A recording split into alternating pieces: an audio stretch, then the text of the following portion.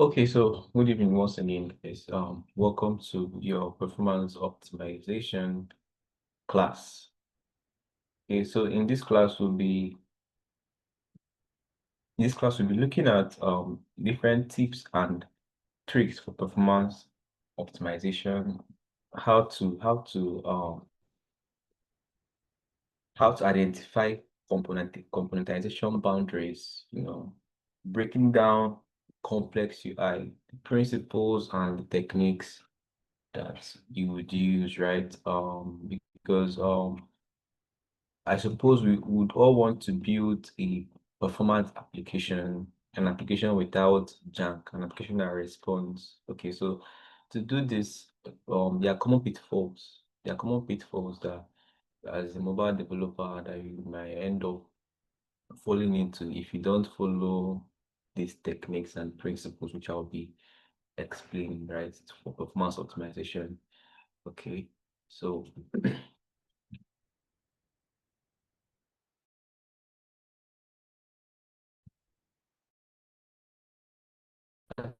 we'll be looking at today code and widgets, right?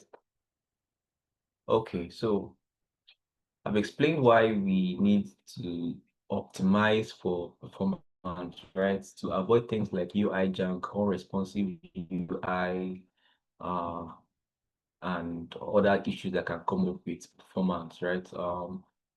First of all, what we'll be looking at is componentization and reusability, right? Componentization and reusability. Before you decide to componentize an a UI, there are certain things you should pay attention to. You should look at certain criteria that you should look at, right? And when you compare your use case with this criteria, if it meets this criteria, then you should go ahead and componentize. If it's not, then I'm not saying it's necessarily bad, but you might be just overkilling or trying to do what is not necessary. So let me quickly go back to my VS Code so we can see some practical.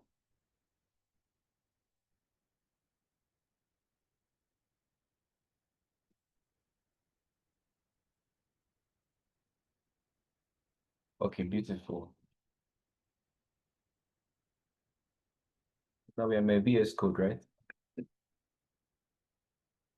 So the first componentation criteria we'll be looking at is, as a rule of thumb, when you see a UI first, when you look at a UI first, you should first of all identify all the things that are common, that are used in many places.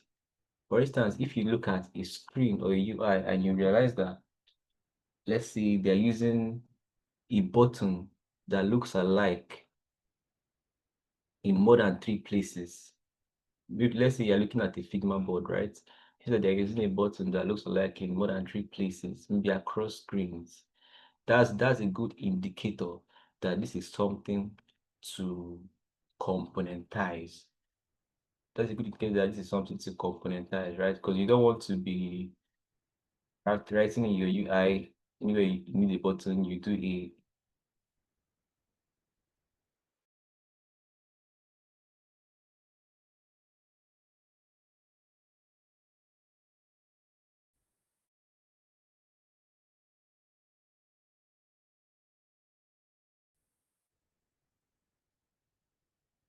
okay.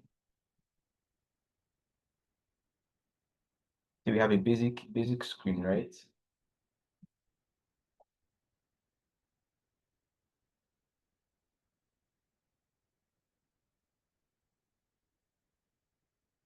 This is this is the basic screen, and you have your body and your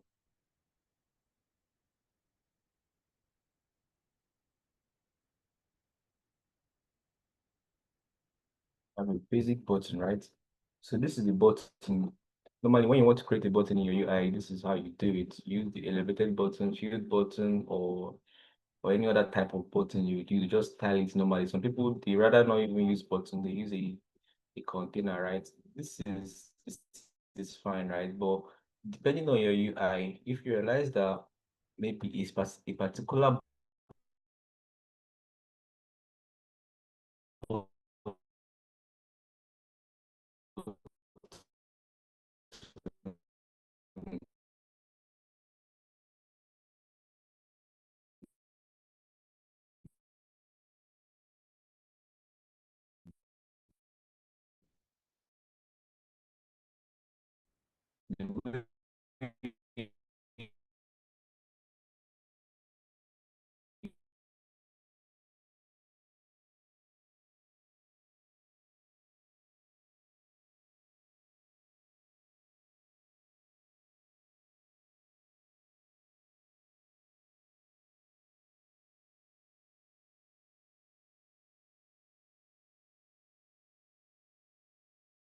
Please, am I the only one that can't hear anything?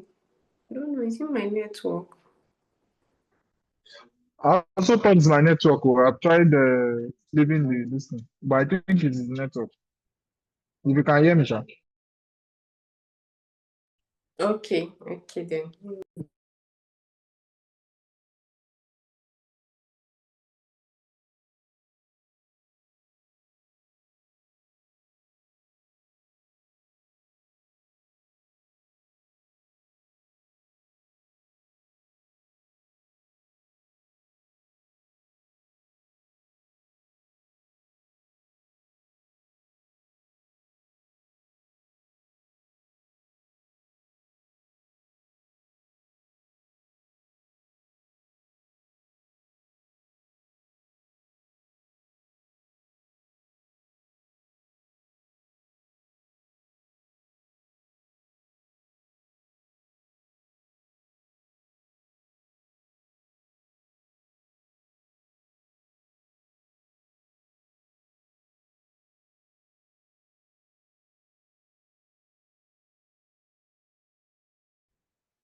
Okay, so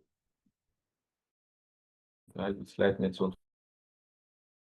So you look at when you look at the Figma script, it's going to be consistent buttons is the style, like border radius, maybe shadow or color most times, not so much, but length and width. So you create a custom, past all those consistent styles. Let's say all the buttons are red, right? Let's do something into much more. Okay, let's say all the buttons are orange. Rather than having to be creating it and be passing the colors in this button, you put it here. But then you look at the things that are different across the buttons. Of course, buttons will have different text. You can have an OK button, sign up button, whatever the text says, right? So you now parameterize that dynamic value. Okay. Now you can call this label. Okay. Call this label such that you pass the label here. Pass the label. The idea is that whenever you want to use your button now, instead of having to do this initialization, construction, styling, and everything, you just do a cost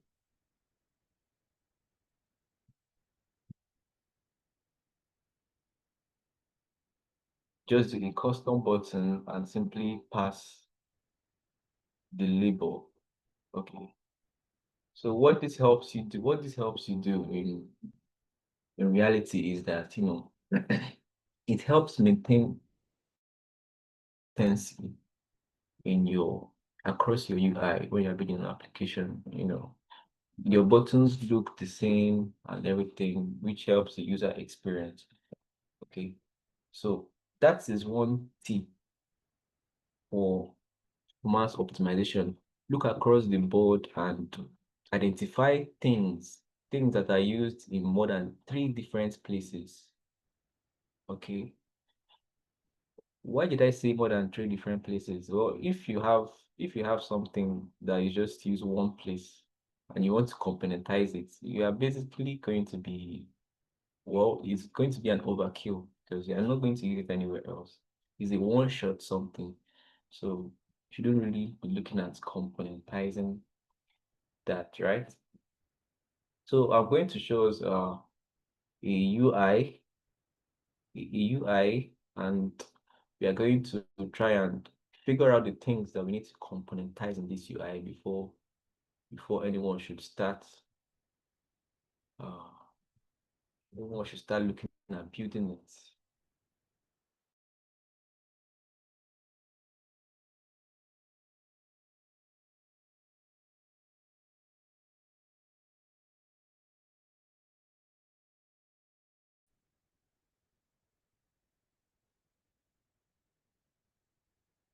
Okay. I'm sure this dribble window should be up now.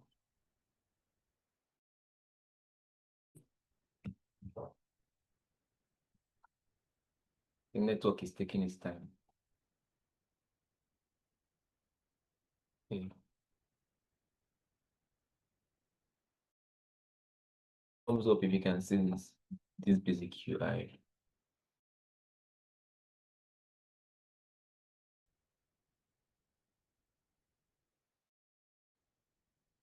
Hello, can anyone hear me?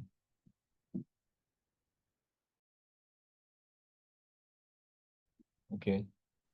Yes, we can hear you. Great. Ginika and Ngozi, can you hear me? So we can hear you. It's just that your voice is, tripping in and out. So, Tripping in and out. Okay. How about now? How about now? yes, we can hear you. We can. And we can see your screen. Can you hear me loud and clear? Yes. Okay, thank you very much. So let's look at this basic mobile application UI, right? And we'll look at things, componentization. I call them componentization boundaries, right? Basically what you identify in the UI that says, okay, I should componentize this. So that's what componentation boundaries are. So this first one, right? This first mobile screen here. First we have the text, and always note your text style should always be componentized. You should always have defined text styles in your application. For example, if you use three, 4, 5 fonts, okay, those things should be static variables in your application. Probably put it in your constants or fonts or anything, right? Because they're going to be used across the application. So that's that. Looking at this, you can see that the font is consistent, right? So that's by the way. But now here we have this card, this balance card, this rounded rectangular balance card. Okay. And we can see that it is used in the debit card too. And these other cards that hypothetically, if you scrolled right, if this was a mobile app, of course, you see that it can enable you scroll right, right? So it gives the idea that other cards have that rectangular boundary, right? So, and that's like 3 or 4. So this gives you an idea, okay, I need to create a component, maybe called rectangular card. Okay. I need to create a component called rectangular card. Good and fine. You now start creating your component called rectangular card. Now, when you're creating that rectangular card component, you need to be also identify what is dynamic across these rectangular cards and what is consistent across this rectangular card. So what is dynamic across this rectangular cards? What's consistent across this rectangular cards? So I will explain what is dynamic across, and so one of you will help me explain what is consistent. So this will be an interactive class. So look at this rectangular card, you can see what is dynamic is the actual content inside the card. So think of it as a child. Okay, because the first one we are seeing here has balance, blah, blah, blah, buttons inside it. And the second one we are seeing here is being used as a debit card, has things that don't look like the first one. So that is something that is dynamic. The child of the rectangular card is going to be something dynamic. So now this now gives us the idea that when we are creating this rectangular card, it's going to take a property, a parameter called child. Okay, because you can see now the contents inside the rectangular card are different. So that's the thing dynamic about it. So can someone just unmute and tell me what is consistent? I've explained the dynamic part. Now, what is consistent across the rectangular card? That's basically a very, very simple question. Quick answer, quick answer. The border radius. Border radius, beautiful. Thank you very much. So you can see the border radius is the only thing consistent. And if you look closely again, you will see that it has some kind of background shadow. Okay, so that's something consistent about the rectangular card. So now I'll head over to my VS Code to show you how you might want to implement something like that rectangular card, right?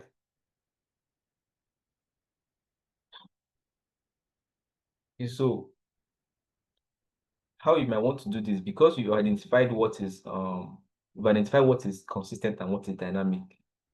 Okay, so it creates your widgets component. Call this a rectangular card. Now, the idea is those things that you outlined, that you listed out as dynamic, would be parameters, will be the parameters of the widget, the parameters the widget will take. I hope I'm making sense, right? So we were able to identify that the child is dynamic. Okay, beautiful. Okay, that means this rectangular card is going to take a child parameter. Okay, so now, and sorry, give me a minute.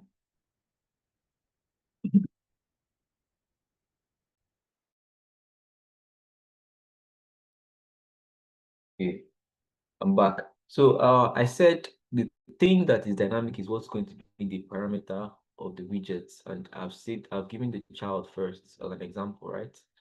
Now the thing that is consistent is not going to be the actual implementation, of the widget. Okay, so like David rightly said, the border radius is something consistent, right?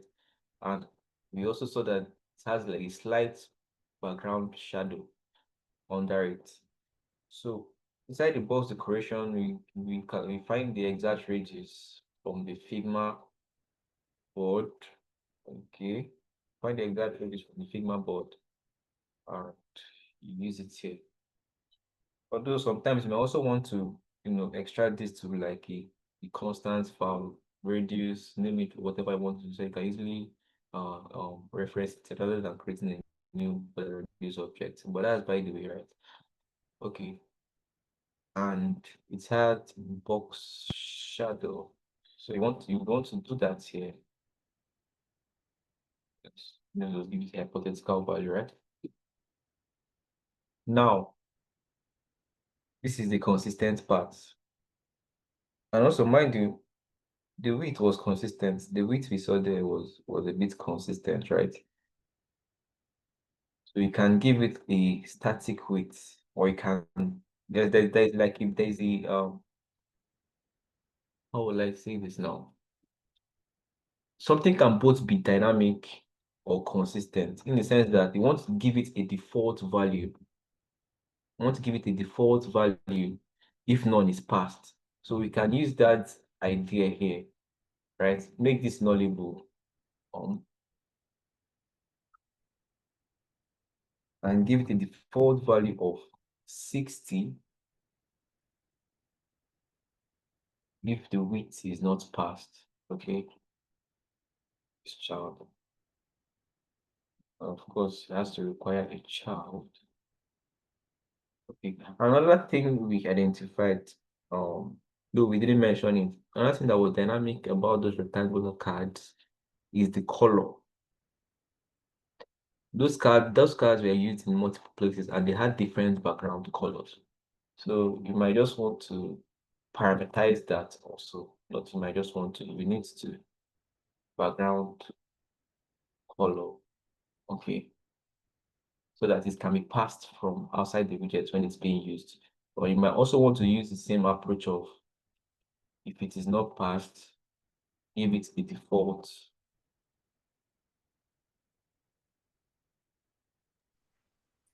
Beautiful. What's up? What about the height?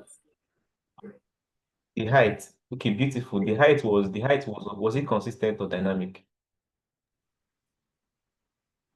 was, we can say it's dynamic. It was dynamic, right? How do you know it was Yeah. dynamic? I don't think it was dynamic. Let's go back to the UI. See.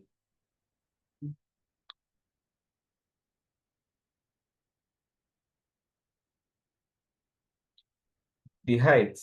Okay, okay, okay. It doesn't look dynamic to me. It is the width that is actually dynamic, not the height. It's the width that's actually dynamic, not the height. But I get your point, right? Sorry, Ginika, were you saying something? Come again. I was saying that you can make the height dynamic because even the second screen can use the same rectangular card and pass Yeah. height and width. Yes, exactly, exactly. There's nothing stopping us from doing that, right? But remember what I'm explaining is, the the framework for componentizing. Okay, there's nothing stopping us from parameterizing many things, but I'm just trying to explain to you a framework for componentizing because most times, you might want to componentize or break down things into smaller parts, but you don't know where to, and you might do it wrongly. Okay, so that's the idea. Yeah, but definitely that's it. Yes, I understand.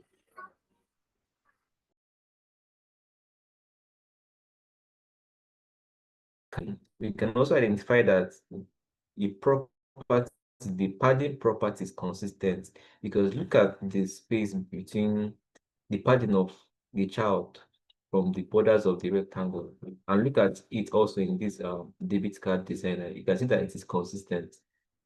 So that means the padding is consistent. So we can go back to our code and add padding as one of the consistent things. The Ginika, your hand is up. Are you giving me a thumbs up or your hand is up? As a thumbs up. Okay. Okay, so now we have this basic idea of a complementary rectangular card that we can use in multiple places. Now, when you want to use it, what you just simply do is inside your widget, you now do a rectangular card. This is one of the powers of Flutter and things like React, the ability to componentize UI.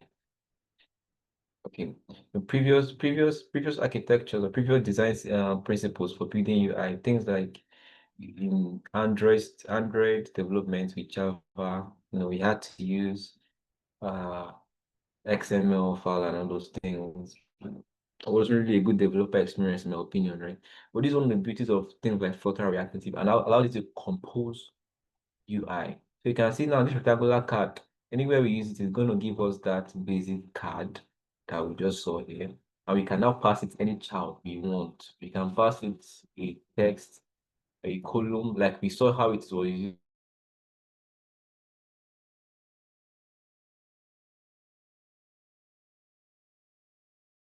used in the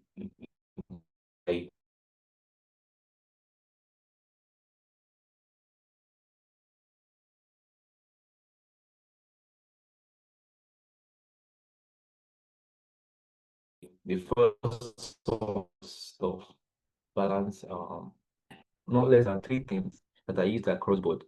Then ask myself everywhere like this: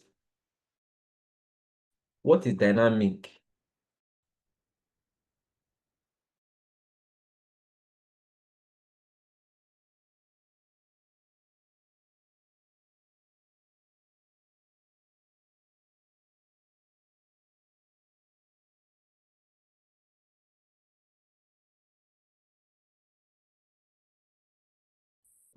What is dynamic?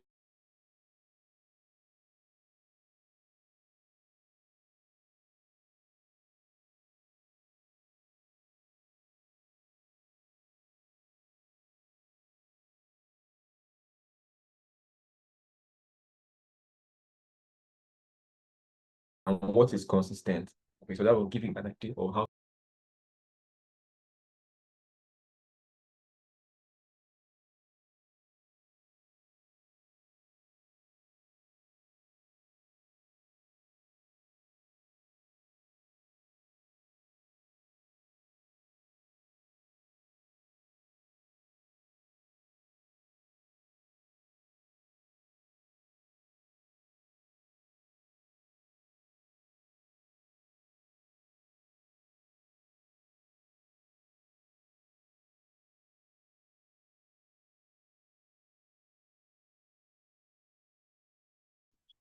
Sorry guys, my network is a bit challenging. So I hope you missed me. You'd like me to go back to. I want to explain another principle.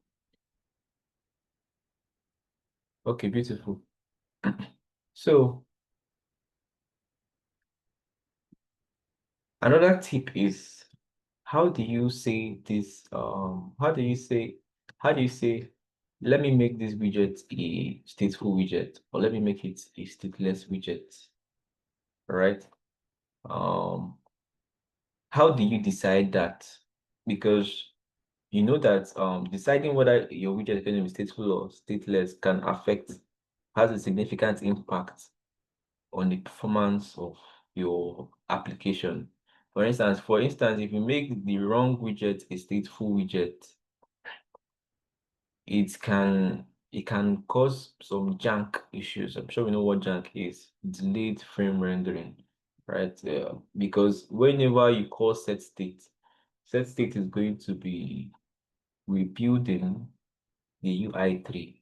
Okay. Set state rebuilds the UI3 under the widget that it is called. So most times avoid, how do I say this? Avoid making a very large, heavy widget. A very large, heavy widget like this. Avoid making it stateful, stateful widget. And of course, I taught you guys GetX state management, right? This is where it comes in now. Rather than making big widgets like this stateful widget, use GetX state management, because GetX state management allows you to react to state changes individually in your widget composition, right? For instance, if you want to react to state changes here, you wrap it with an OBX. So the idea is that only things inside this OBX would be rebuilt when some state changes. Okay. But if this was if you're using this as a stateful widget, and this my app was heavy. What I mean by heavy is it has a lot of components inside it. Okay, you have a lot of components inside it that are rendered on the screen, and you make it a stateful widget. Maybe it has some state inside it that you are updating. So what will happen? What will happen is that anytime you call set states, anytime you call set states to try and update some states inside it, everything inside your build method will be rebuilt, and that is not very ideal. That's not very ideal, because there are some widgets that you might have inside this build method that have some complex building logic. Maybe they fetch some stuff from an API, or maybe they do some complex mathematics calculation before rendering, depending on your use case, right? So it's always good to avoid making heavy widgets like this, entry point widgets, stateful widget.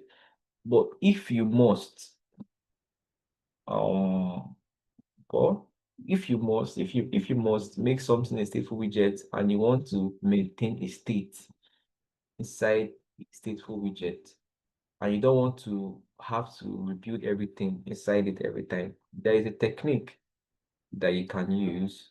If you don't want to use a GetX state management, you can use something called a value notifier.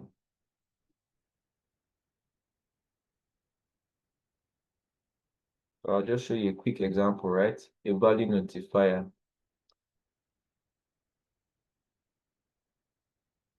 Okay. So if you want to react to state changes when this value notifier changes, and you know that it is only one particular widget that needs it, what you do is wrap that particular widget. For instance, let's say this last rectangular card that needs it, wrap that particular widget in a value listenable builder.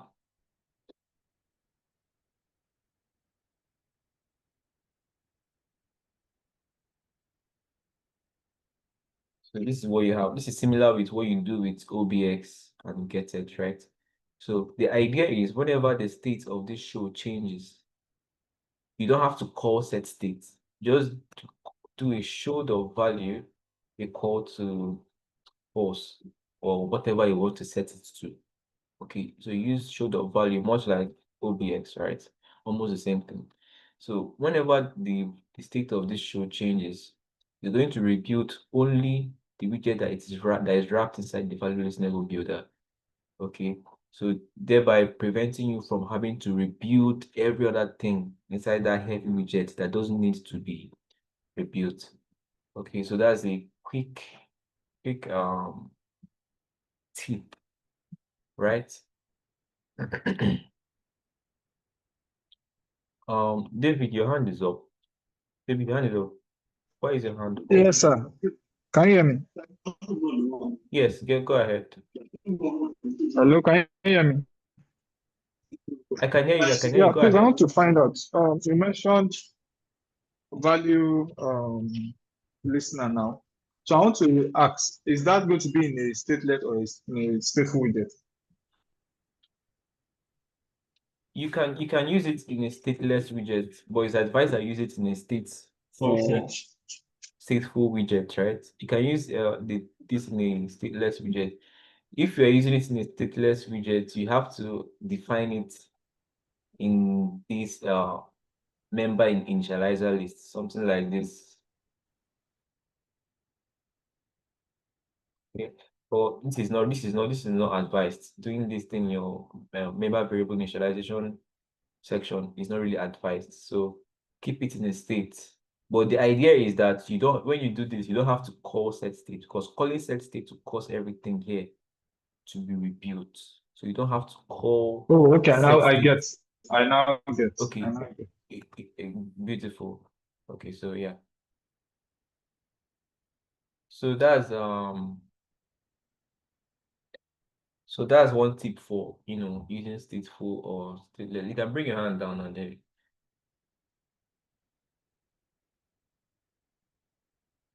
So another thing I want to show us is actually a design pattern, okay, that will help you solve some problems.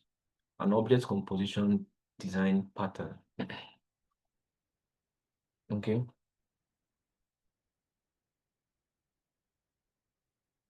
So the name of the design pattern is called render props pattern. Render props pattern. So what does render props pattern help you do? Basically, render props pattern helps you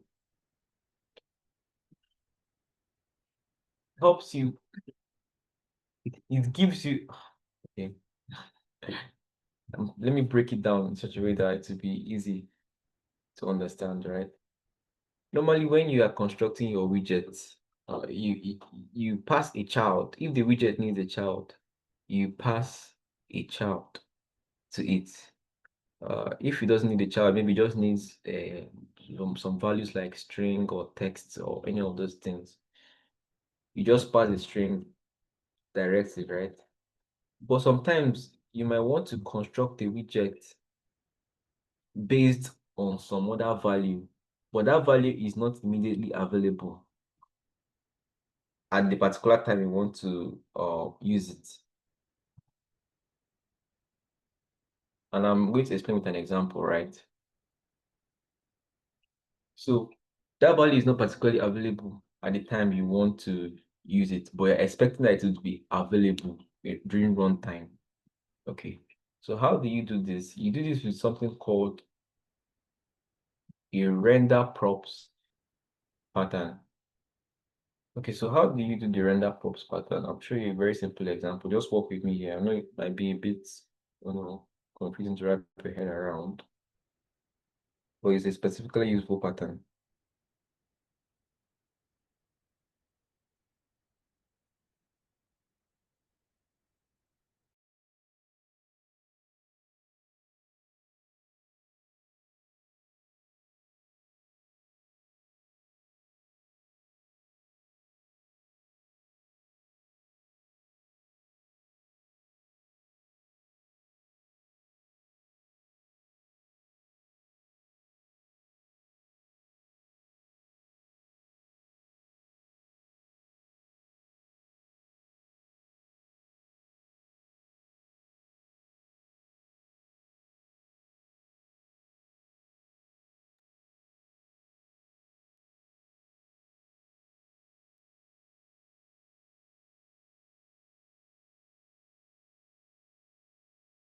Let me just quickly set up some examples that I explain what I mean, right?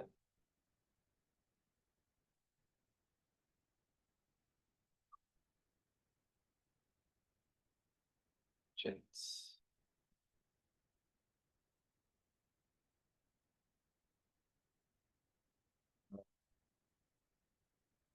Do that.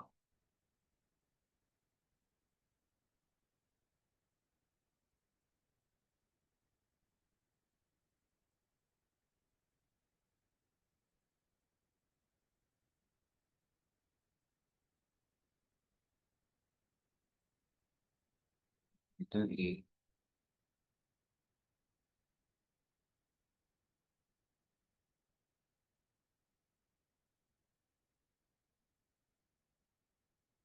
inside the child we call the builder.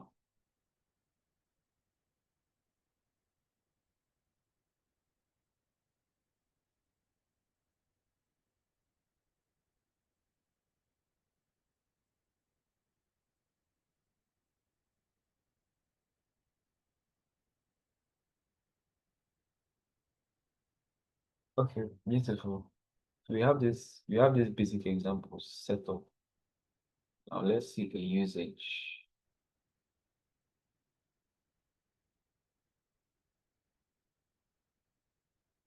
So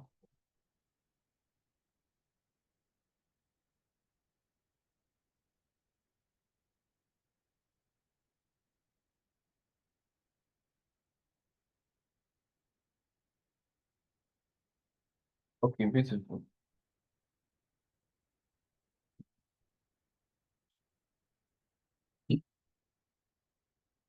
So the render props pattern, right?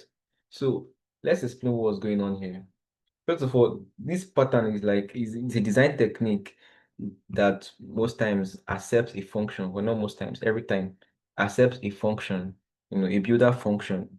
That builder function is what's going to return a child. But this is the trick. This is the trick, right?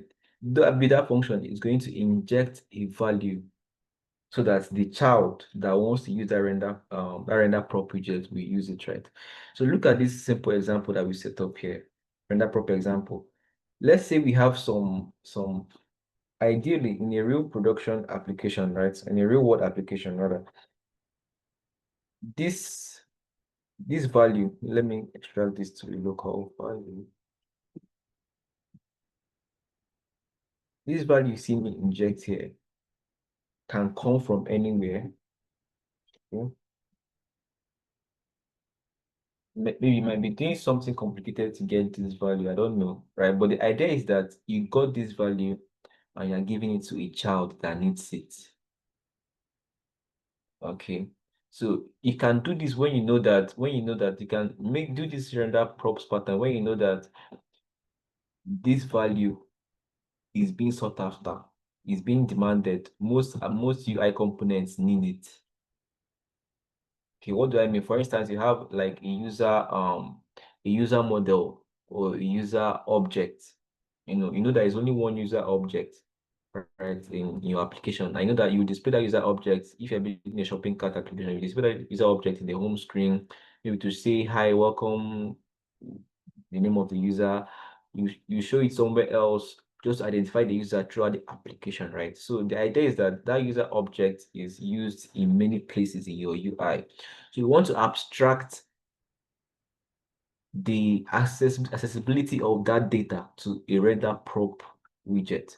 So what you do is you use this pattern, okay? And now maybe there could be a method, that actually gets this get user.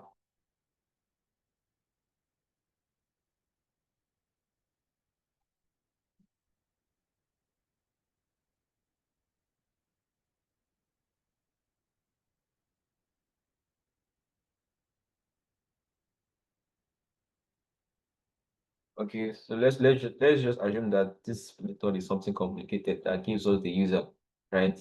And we don't want to be repeating this method anywhere we want to use the user object. Like maybe this thing gets it from the database and stores it in local storage or whatever it wants to do, right? We don't want to be repeating this get user logic just because we need to display you need to display some user information in the UI. So we abstract the accessibility of that data into a render props widget. So the idea is that we parameterize it like this. Now, and we create a function that builds a widget that builds the child of that. In that function, it takes the data. It takes the data that you need. Now, so the idea, you can see that in this usage, the idea now is that I might have any complex widget that needs user, right? Maybe I can have a button that needs to know the name of the user before functioning, right? Render prop example.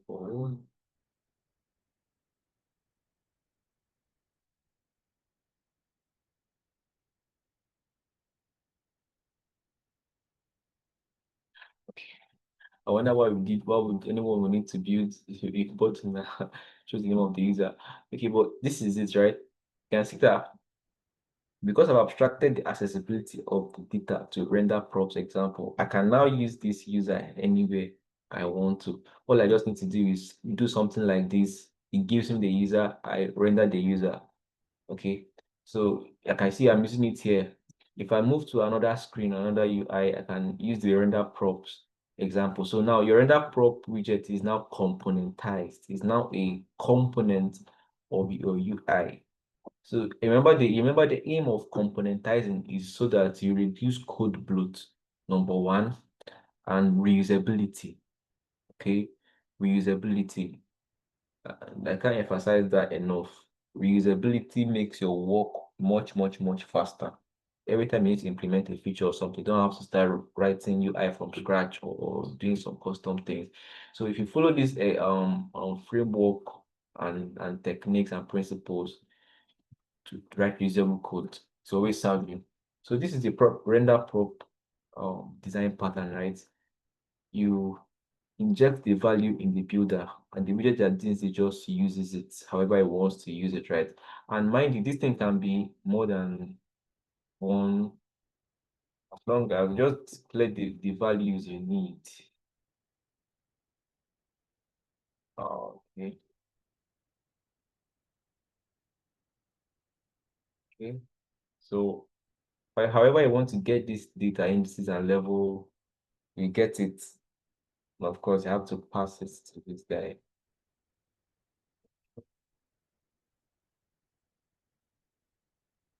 So the render props pattern will declare the data you want a child to obtain. And the render props pattern will provide the implementation for getting that data. And when it gets the data, it just passes it to the child builder. Okay, because you need to now go to do this. It just passes data to the child builder, and the child is built with that data it is expecting. Okay, so this saves you time of. Imagine I had to implement the custom get user function inside for custom button, implement it for text, or probably implement it inside here. What if I go to another screen and I need to use that or get user function? I'll need to start implementing it there again. So that's all code bloat and unnecessary uh what's it called? The principle, DROI, yes. The unnecessary violation of the DROI principle. The DROI principle means don't repeat yourself. Okay, so that's one advantage of the render props pattern. Okay. So that's for UI reusability and componentization, right? Now there's another.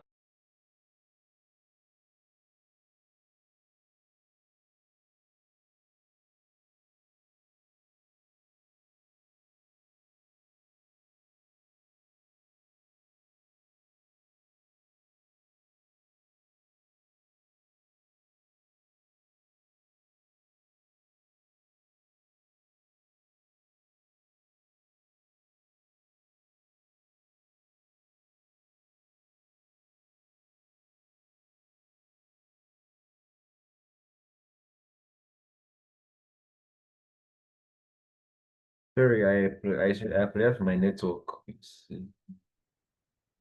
a bit messy today. Because please go ahead with your question. Your hand is up. Yes, sir. I was trying to raise concern. The when we are using this okay, please sir, could you just show where you have the render props example class?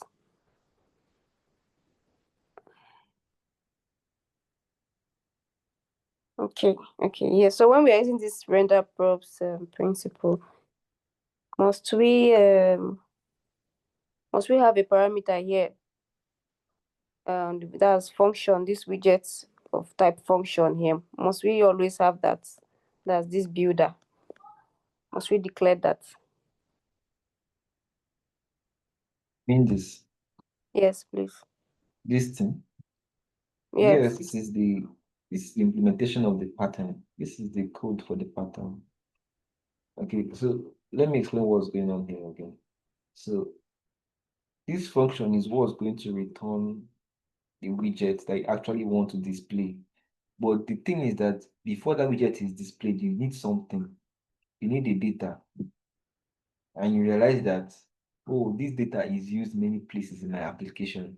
Why don't I abstract it into a render prop widget?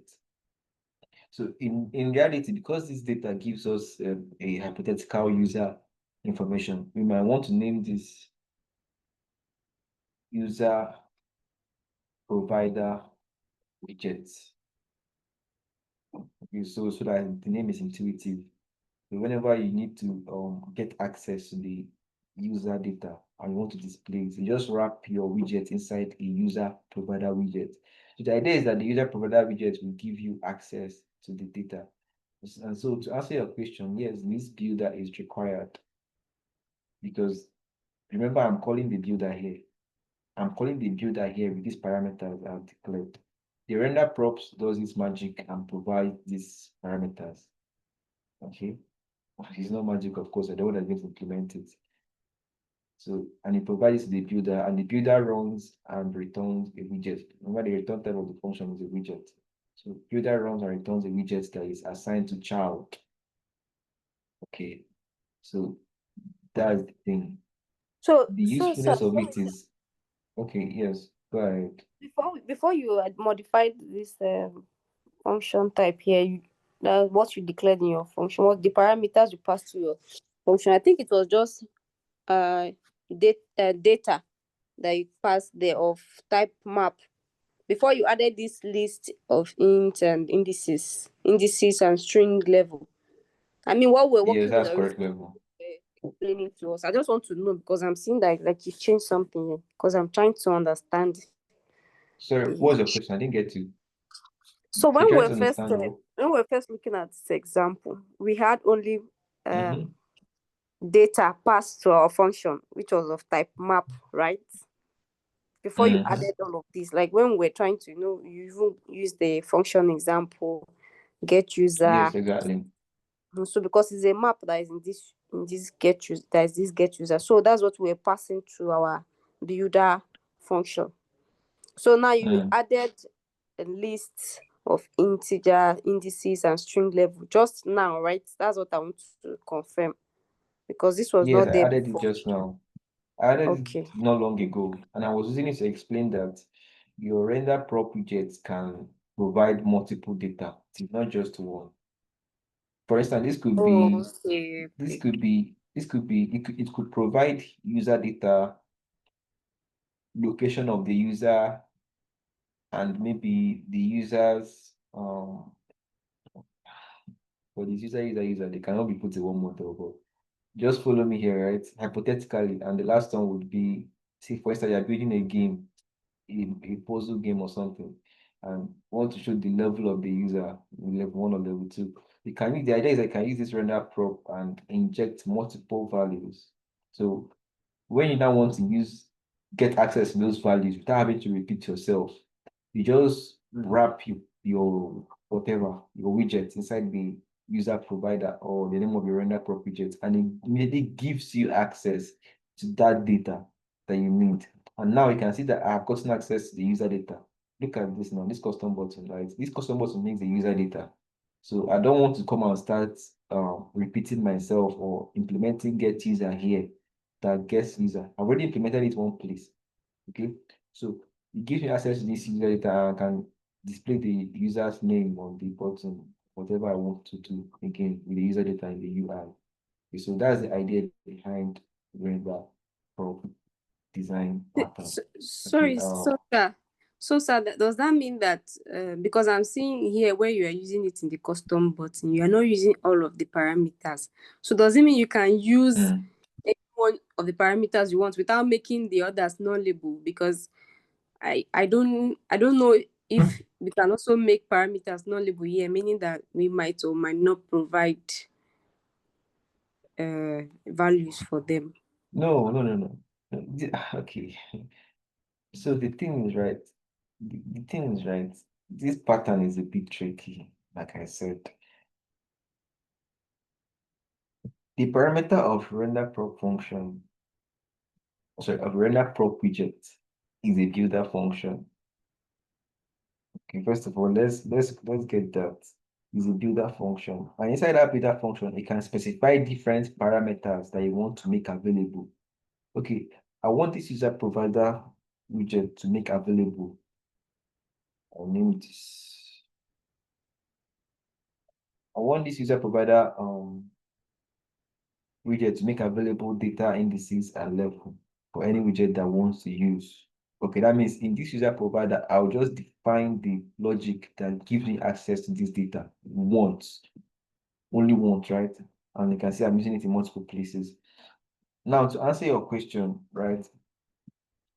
If I've declared that this should be there, then it can't be nullable. See where I'm calling it. See where I'm calling the builder function. You can see that I'm passing it a concrete user map. And I'm passing it a list because I defined the list here. Okay. I defined the list here and I'm passing it a string, an empty string, because I said it has to take level. You can see if I comment out any of these things now, the IDE is going to scream at me. Okay, beautiful. So you can see 3 positional arguments expected, but builder provided only 2.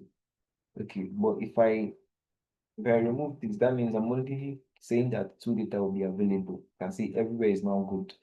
Okay, but here screams at me because also telling him that I need the old value. Okay. I know it's a bit tricky.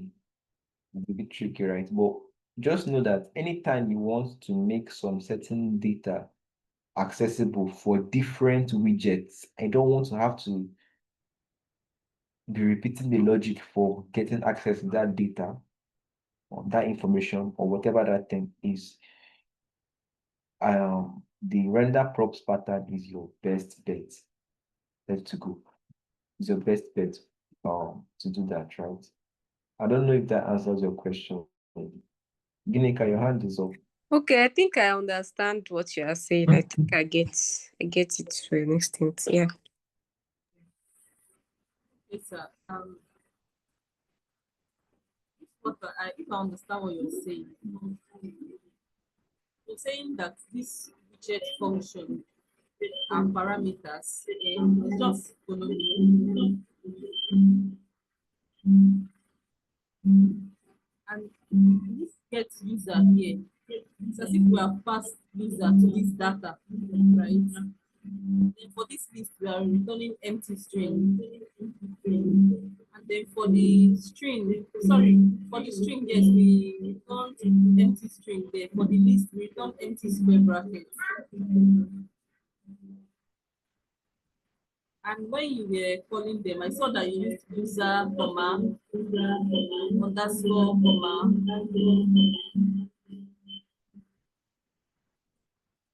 I think yes.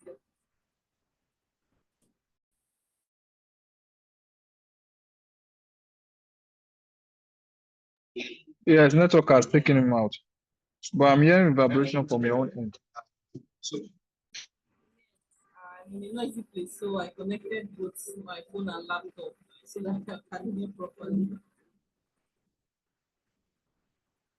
Not being that much.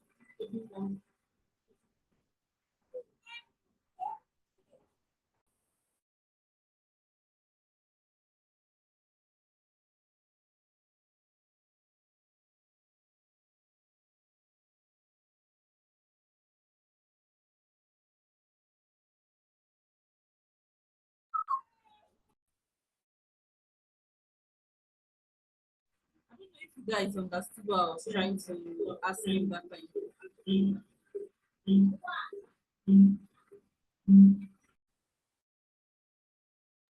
Sorry, are you saying something to us?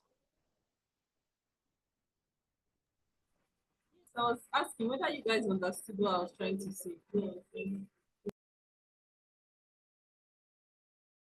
Okay, I've not yet gotten the question, Sha. If you can ask again, because I didn't really get your question.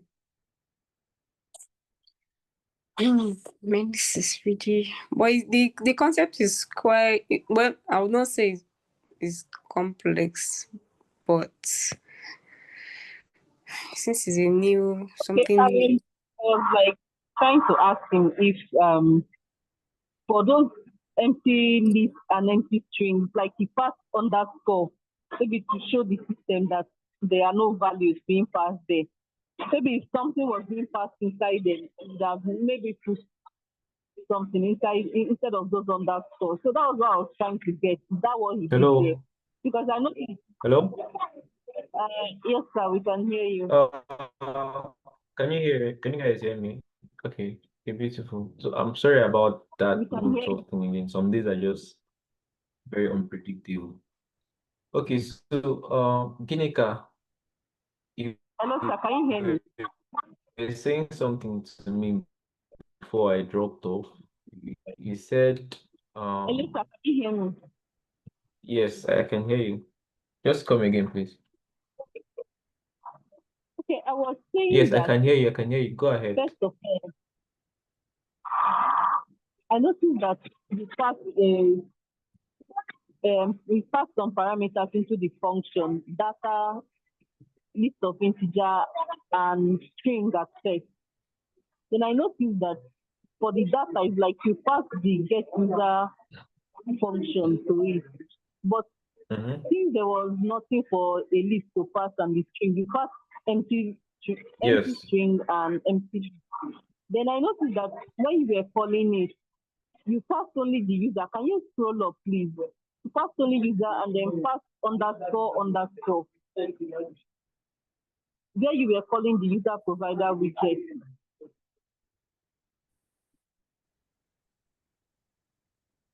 Yeah. No, not Sorry about not that. there. That way you were using it, where you were calling it. Come again. Here? No, up, scrolling up. Yeah, well, yes.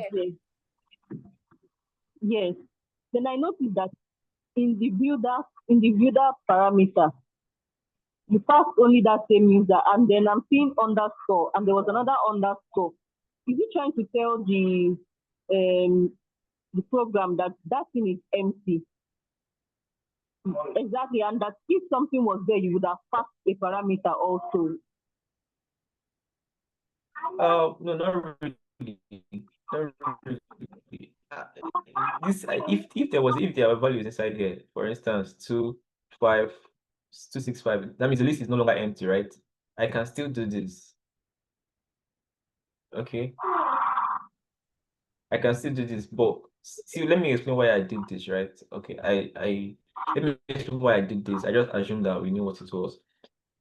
I did this because this user provider widget provides two data for us. Provides two information for us. It provides user and indices, right? But custom button only needs user, not indices. This text only needs user, not indices. Assuming custom button needed indices, this is what I would do. Okay. Now I want to do a indices dot join. Okay, so this will just print 2,3 blah blah blah. So now I'm using the indices data. That means I'm using this data that this provider is providing. I don't need the user data. So this is how I say, in as much as this thing provides user data, I don't need it for now. What I just need is the other data that is being provided. And this was when I was trying to explain to you that a render props widget can provide more than one data. And this is how you do it. If I want to provide another data, maybe I call this age, I can do that. I call this weight, I can do that. You understand? But it doesn't necessarily mean that where you're using it, you need to use everything. You might just need, well, maybe this text might just need the user's age. So I just need to extract that age from the data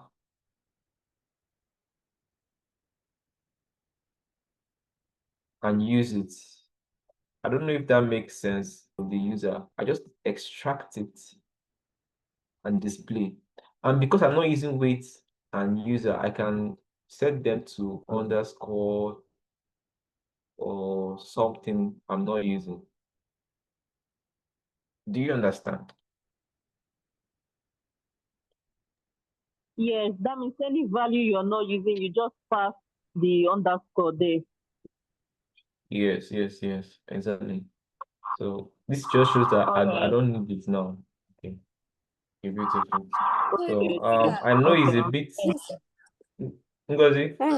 In addition, I see that you are using user here. Can we use any name? Because here what we have is data, and you are using user there. You are passing user. Yeah, exactly. You can use any name. They are positional arguments. So the only thing that matters is that the position is correct. You can say I can give it any name. I can name this one number of years. It doesn't really matter. You just know that the position has to match. Because here, where we defined it, age is the 1, 2, 3, the third parameter. So when we are extracting it, it has to be the third parameter. Do you understand? Okay, then. Okay, beautiful. Okay, so that's for render props pattern, right? Another tip I want to let us know is something called isolates. You know what isolates are? Isolates are like threads. You know what threads are? Threads are a concept in software that enable you run code in parallel. So the idea is that you have different threads of execution. Okay. For instance, now, as an example, let me explain this so much. I need to satisfy it. Okay, beautiful. Threads enable you run code in parallel. That means you can have something running. Think of it as you're cooking something on, you have two stoves, right? And you want to prepare rice, Sunday rice, right? For you to prepare Sunday rice, you have to cook your stew and you have to cook your rice, right? If you have just one stove, okay, you can only cook your rice after you finish cooking your stew, or vice versa. But if you have two stoves, you can be doing both at the same time. So that's a very rough analogy to explain what threads are. Okay, so you can see in this application, look at the main entry point, this main function. You can see that the only thing our application is executing, the only thread of execution is this run app. Okay, once this run app exits, that means our application has closed. Most times when you run your application, this run app is kind of is looped. It just keeps drawing the frame of your application or until the user closes the application or until the application exits, or maybe there's something that crashes it, right? So this is like one thread of execution. But sometimes maybe you might want to be doing multiple things in our application. So you use the threads. But in Dart, which is the Flutter programming language, in Dart, the concept of thread is given another name called isolate. Isolate. So the idea is that a device, modern devices, phones have a stove. And now compared to the stove analogy I gave you, modern devices don't have one CPU. They have multiple CPUs. Things they call it multiple core. Okay, so I'm sure if you if you use an Android phone or iOS, if you check your phone about settings, you will see number of cores. Some phones have 8 cores, 4 cores. So that thing means it has 4 CPU cores. So because it has 4 CPU cores, it can execute things in parallel. Okay, and because it can execute things in parallel, your application can run different entry points in parallel. Your application can be streaming music and watching video and uh maybe maybe doing whatever else he wants to. The examples are looking at this point, doing whatever he wants to do in parallel at the same time. So you use Threads to do that. Why do you use Threads to do that? Because if you don't use Threads to do that, it will cause your application to have something called jank. Explain what jank was previously. If you are doing heavy things at the same time in one isolate, I told you isolate is another name for thread. That calls it isolate, but in contemporary software world, it's called threads. Okay. So this thing now is being run in one isolate. Basically, your application is going to be running in one isolate. Okay. So this run app spawns your application in one isolate. But maybe you want to do some other heavy lifting, or maybe parse a very, very large file, a file of megabytes. You want to load it into memory, a JSON file that is up to 10 MB.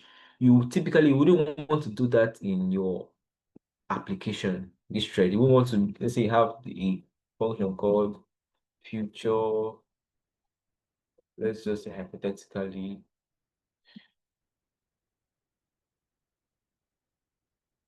this thing loads a file.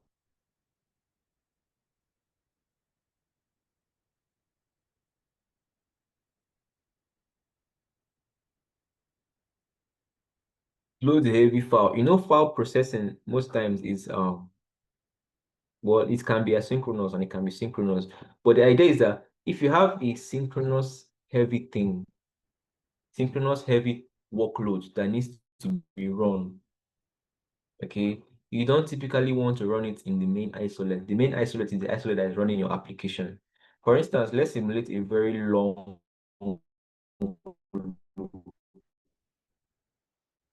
for I in let's use a for loop.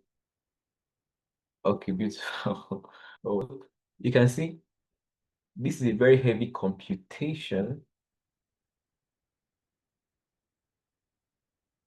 Let me just finish sketching it.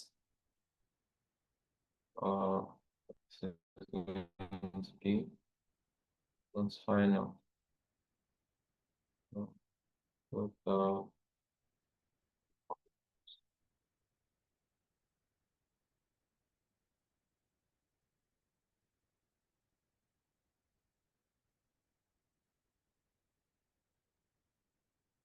okay, so let's imagine this hypothetical algorithm.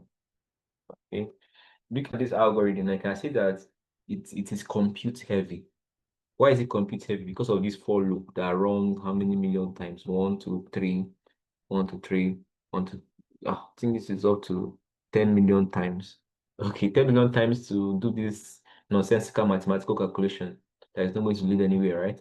Okay, but and let's say you want to display the result in your UI. So you want to do something like this. Text. Okay, beautiful, load heavy. So if you do this now, you're going to have something called jank. Jank, basically, because remember that this run app kind of draws frames of your application UI. Okay, it schedules them, I think 60 times per second, 60 frames per second, right? So basically what you're saying here is before this build method is complete, this load heavy file has to run. And look at the method of load heavy file. You can see that it's a synchronous workflow that does this for 10 million times. So computers are fast, but you have to be smart too. Okay, if you are doing this computation that runs for 10 million times, your UI is going to skip frames because the CPU is calculating this thing before drawing your application. So it is not advised that you do this in the main isolate, bringing us back to what I explained isolates and threads. So if this is very, very important, you need the data here, but it's a very, very heavy synchronous computation. You want to do this in something called a friend or worker isolate. So it's basically like another thread. So it's not going to block your main application. So what you do is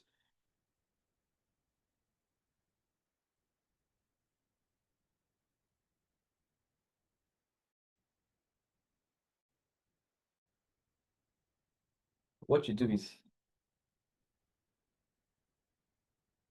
you run that heavy compute.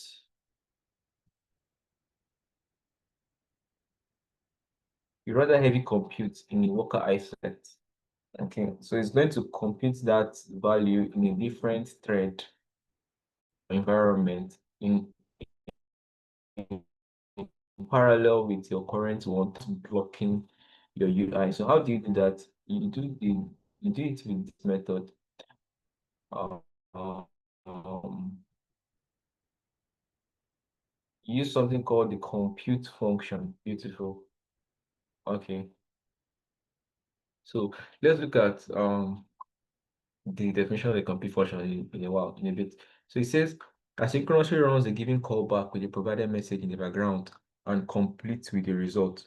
So you can see, say this is useful for operations that take longer than a few milliseconds and which would therefore risk skipping frames for tasks that will only take blah blah blah blah blah. But you can see what it says here is when you have a compute heavy task,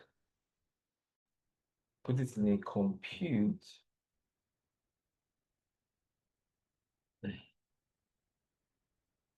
Okay. Can you get your hands up? Yes, please. I wanted to know, like, can you give us like examples? Can we say things like maybe voice recording, uploading a video, image, all this, or uploading files that take time? Like maybe you have a movie site and want to upload a movie to your website, something like that. You know, like voice recording, those things. Can we, this kind of things you mean also that we should create a working isolate for? Like I wanted you Yes, to give like real life beautiful. examples. Yes. That's what I'm explaining. If you have something that takes time and it is compute heavy, you should always try to run it in a different isolate so that it will not affect the performance of your application. That's what I'm trying to demonstrate here. So you can see that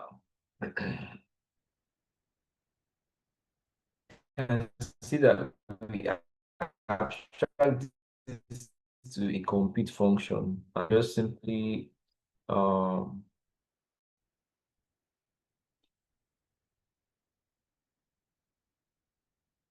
result of value. So now what we do here is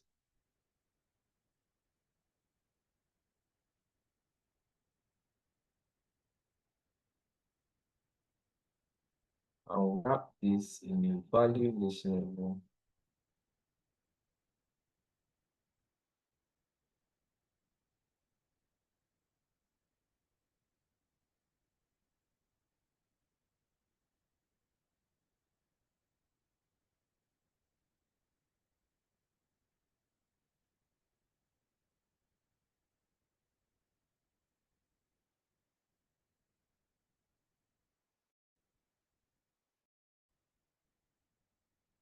Beautiful.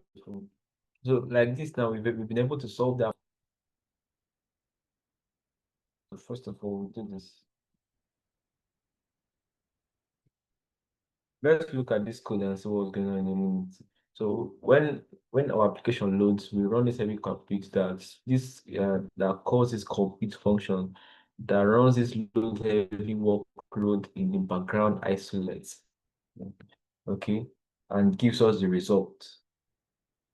Okay, and when you do this now, you realize that your UI is not going to hang because of this, because it's going to run it in an entirely different thread of execution.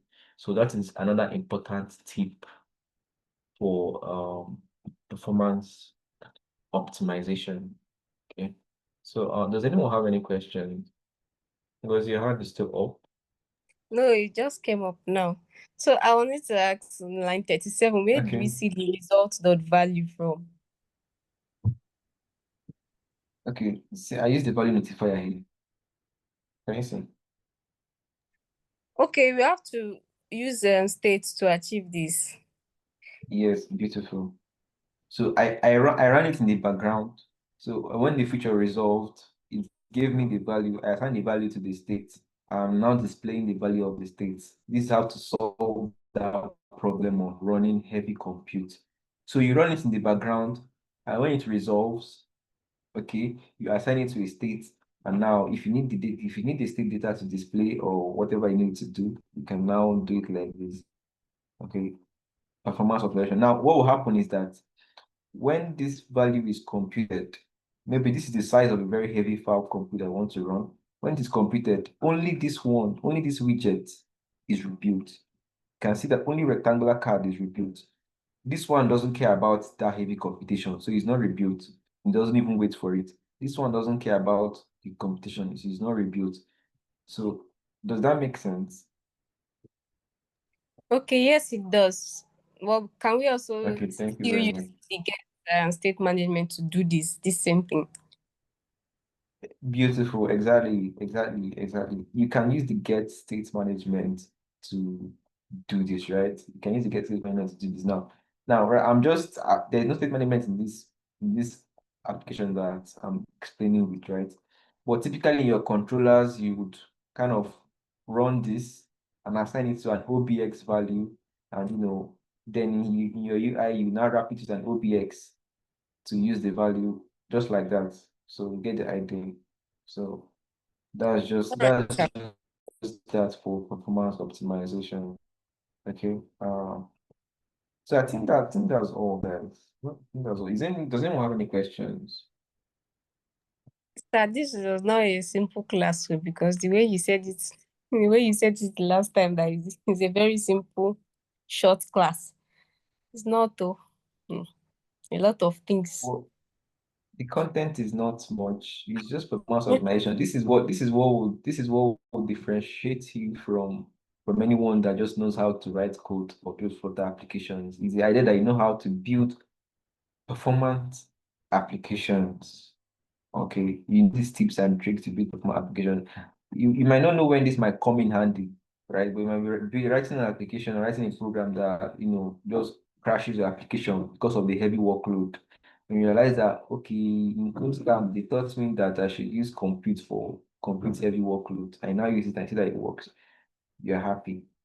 So yeah, but if you don't understand the details of the things I explained, just bear in mind, remember the concepts, the idea when it is used, when it is needed. Okay. So the first thing I explained was componentization. When you identify a design or something consistent across three places, you always componentize that consistent thing. Before you componentize, you identify what is consistent and what is dynamic about that UI. And use that to build the component, right? And I explained the render props pattern. Render props when you want to provide data to some widgets and you don't want to have to be repeating logic for accessing that data. You can easily use the render props pattern to solve your problem, like we saw in the example, right? And then for compute heavy workloads, not asynchronously, don't be using compute for things like fetching things from the internet. Those are IO related tasks. I know I haven't explained the difference between compute heavy and IO, right? But just let's just explain that real quick before we end the class, right? a compute-heavy task is something that uses the CPU, takes up the CPU. So why this is compute-heavy is that there's nothing I/O related about this. I'm trying to know what I/O is. I/O means input and output. For instance, reading from a file is I/O. Fetching from a network resource is I/O. All those things, right? Because it doesn't use much of the CPU. It just uses I/O hardware and all that, right? But this is compute heavy because it is adding and multiplying. It's CPU that is running this workload, and you can see that it takes an enormous amount of time because it runs for 100 million times. So for compute heavy tasks, you wrap it in a compute function and do that. Okay. So that's that. Sorry, I did not So hear what that's you the end told of the him, but class, guys. can you hear me, sir? Hello? You know, I think I come again. I think I don't quite hear you. Okay, I said I did not get the answer you gave to him, but when he asked, can you use state management to do this valuable listener? I did not hear what you told us. Yes, yes, you can. Yes, you can. And it is advised that you use state management. You use getX or your preferred state management, right? But you can achieve this with state management with getX, right? Instead of this being value notifiers now, they will now be they will now be they will now be .obs. I don't have get installed in this thing. So it's now been .obs. And instead of this being a value this level, it's now be OBX, right? So with its peculiarities. But yes, that answers the question. I hope. So Yes, yeah, yes, and I think is there any other question? Anyone have any other question?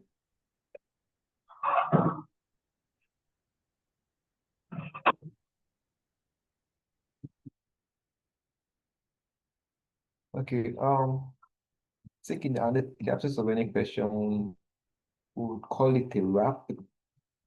So thank you everyone for joining your performance optimization class. And we draw closer to the end of our classes very soon, and you start your projects very soon. Okay, just before we wrap up, right?